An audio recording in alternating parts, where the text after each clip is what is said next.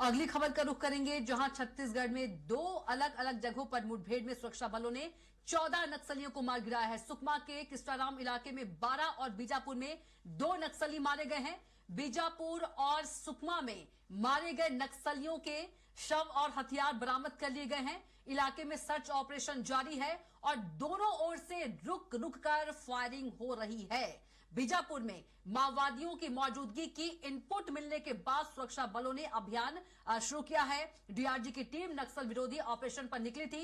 इसी दौरान शनिवार तड़के नक्सलियों ने फायरिंग शुरू कर दी। सुबह करीब 5 बजे से माओवादियों के साथ रुक रुक कर मुठभेड़ चल रही है। सर्च ऑपरेशन के दौरान मुठभेड़ स्थल से अब तक 2 नक्सलियों के शव बरामद किए गए हैं। मुठभेड़ की पुष्टि एसपी जितेंद्र यादव ने की है। वहीं डिप्टी सीएम विजय शर्मा ने कहा कि नक्सली बारसेदेवा का आज औपचारिक सरेंडर होगा। उन्होंने कहा था कि तेलंगाना में लंबे समय से रह रहा था और छत्तीसगढ़ सरकार के दबाव के बाद बारसे ने मन बदला। तो सुकमा में 12 नक्सली ढेर हुए हैं। ये छत्तीसगढ़ से बाहर निकलकर भाग कर बारसेदेवा और बटालियन 1 के सारे लोग तेलंगाना में ही चले गए और वहीं थे ये काफी लंबे समय से। इनका लोकेशन भी वहीं आ रहा था। छत्तीसगढ़ की तरफ से पूरा दबाव था। वहां पर भी सारे कैंप्स हैं, सीआरपीएफ के हैं और अन्य सारे कैंप हैं। उसके बाद इनका मन परिवर्तन हुआ होगा जैसे भी। तो आज मैंने भी पढ़ा है कि औपचारिक तौर पर आज वहां पर ये सरेंडर करने वाले हैं। हमारे यहाँ भी पुनर्वास के लिए उनकी चर्चा थी, लेकिन अब जो भी हो रहा है अच्छा हो रहा है। देश से ये नासूर समाप्त होना चाहिए।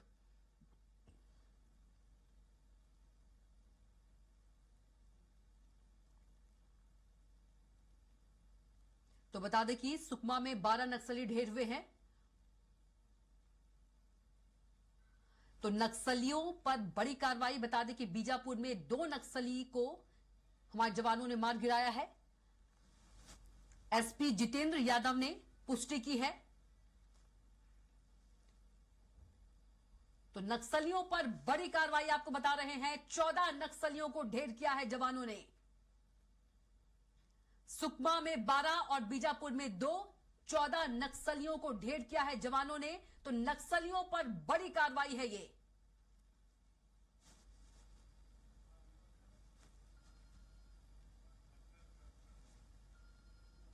तो एसपी जितेंद्र यादव ने इसकी पुष्टि की है। बता दें कि नक्सलियों पर बड़ी कार्रवाई आपको बता रहे हैं। 14 नक्सलियों को जवानों ने ढेर किया है।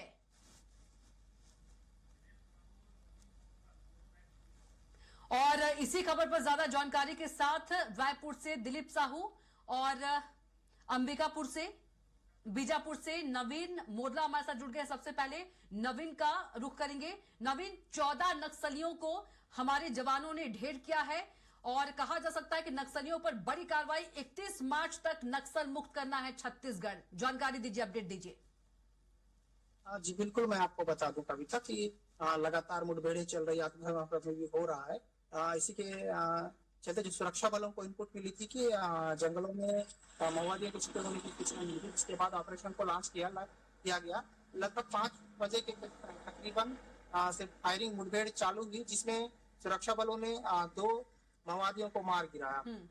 और इसको लेकर और बात अगर सुकमा की जाए तो सुकमा में लगभग 8 बजे के आसपास मुठभेड़ स्टार्ट हुई और लगभग वहां पे भी 12 माओवादियों को सुरक्षा बलों ने मार गिराया है। ये कहीं ना कहीं बड़ी सफलता कही जानी चाहिए। और जिस तरह से लगातार कार्रवाइयां हो रही है तो नक्सली भी कहीं ना कहीं डरे हुए हैं। जी बिल्कुल, नक्सली डरे हुए हैं। नक्सली जिस तरह से सरेंडर कर रहे हैं और हमारे जवान भी जो है नक्सलियों को ढेर कर रहे हैं। दिलीप भी हमारे साथ जुड़े हैं रायपुर से। दिलीप, सुबह करीब 5 बजे से माओवादियों के साथ जवानों के रुक रुक कर जो है मुठभेड़ चल रही है और 14 जवानों को मार गिराया हमारे नक्सलियों ने।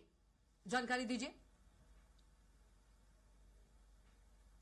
जी बिल्कुल कविता, जो जानकारी आई है सुकमा और बीजापुर जिले से, दोनों जिलों में अलग अलग घटनाओं में मुठभेड़ में 14 नक्सली ढेर हुए हैं, जिसमें सुकमा के किस्टाराम इलाके में जो नक्सली घटना हुई, नक्सलियों के साथ माओवादियों के साथ जो पुलिस जवानों की मुठभेड़ हो रही है, उसमें सुबह से ही फायरिंग हो रही थी और जिस तरह से जो इनपुट मिले थे उसके आधार पर डीआरजी के जवान गश्त करने हुए निकले हुए थे और एक तरह से माओवादियों को घेरने में वो सफल रहे और निश्चित तौर पे जो जानकारी मिली है सुकमा एसपी के माध्यम से, तो इसके आधार पर जो इनपुट मिले हैं उसके आधार पर डीआरजी के जवान वहां पहुंचे और सुबह से ही फायरिंग, सुबह करीब 5 बजे से ही जो पुलिस के जवान निकल गए थे, लेकिन 8 बजे के आसपास जब फायरिंग हुई तब दोनों ओर से जो फायरिंग हुई उसमें 12 से अधिक नक्सली मारे गए खाली सुकमा किस्टाराम के इलाके में।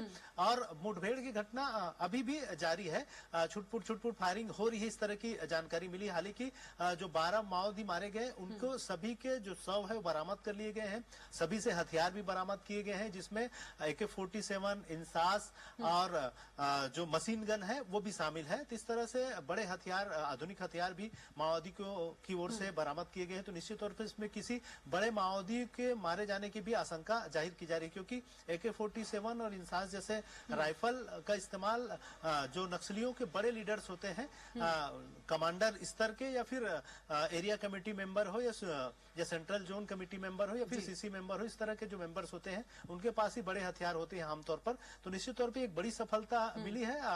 जब माओवादी को पहचान होगी तो हो सकता है कि कोई सेंट्रल कमेटी मेंबर इसमें शामिल हो।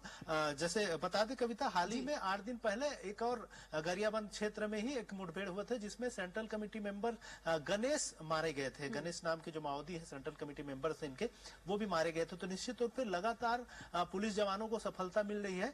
इनके अब तक विष्णुदेव साय की सरकार की बात करें, 2 साल के कार्यकाल में करीब 700 से अधिक नक्सलियों को मार गिराने में सफलता मिली है सुरक्षा बल के जवानों में, जिसमें इनके जो माओवादी पार्टी के जो सुप्रीम लीडर है बसवराजी, जो महासचिव कहा जाता है, सेंट्रल कमेटी मेंबर्स होते हैं। इसके अलावा सेंट्रल कमेटी के कई मेंबर, जिसमें सुधाकर हो, चाहे माड़वी हिड़मा हो, जैसे कई बड़े लीडर्स मारे गए। और उसी तरह बहुत सारे जो नक्सली लीडर्स हैं लगातार आत्मसमर्पण भी कर रहे हैं।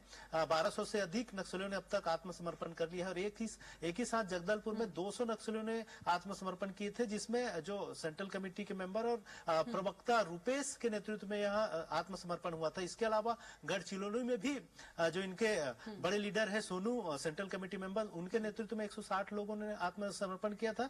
और हाल ही में तेलंगाना में भी लगातार जो आत्मसमर्पण करते रहे हैं नक्सली। और इसी कड़ी में जानकारी आई है कि जो हिड़मा है, माड़वी हिड़मा जो मारे गए हैं, उनके जो साथी हुआ करते थे बारसे देवा, वो भी अपने साथियों के साथ तेलंगाना में आत्मसमर्पण करने वाले हैं। इसकी भी जानकारी सामने आई है। हालांकि इसकी पूरी तरह पुष्टि नहीं हो पाई है, लेकिन ये जानकारी निकलकर सामने आ रही है। जल्द ही आज शाम तक या फिर कल सुबह इनके आत्मसमर्पण करने के आसार नजर आ रहे हैं। तो निश्चित तौर पे सुरक्षा बल के जवानों को चारों तरफ से सफलता हासिल हो रही है। एक तरफ से नक्सली गिरफ्तार भी हो रहे हैं, मारे भी जा रहे हैं, और दूसरी तरफ नक्सली बड़े पैमाने पर आत्मसमर्पण भी कर रहे हैं। तो निश्चित रूप से जो केंद्रीय गृह मंत्री अमित शाह की ओर से जो लक्ष्य तय किया गया है कि मार्च 2026 तक जो नक्सलवाद को पूरा सफाया कर दिया जाएगा, तो निश्चित तौर पर यह लग रहा है कि जो स्थितियां निर्मित हुई है वो उसमें जो जवानों को सफलता मिलना है और जो लक्ष्य तय किया गया उसे हासिल किया जा सकता है। बिल्कुल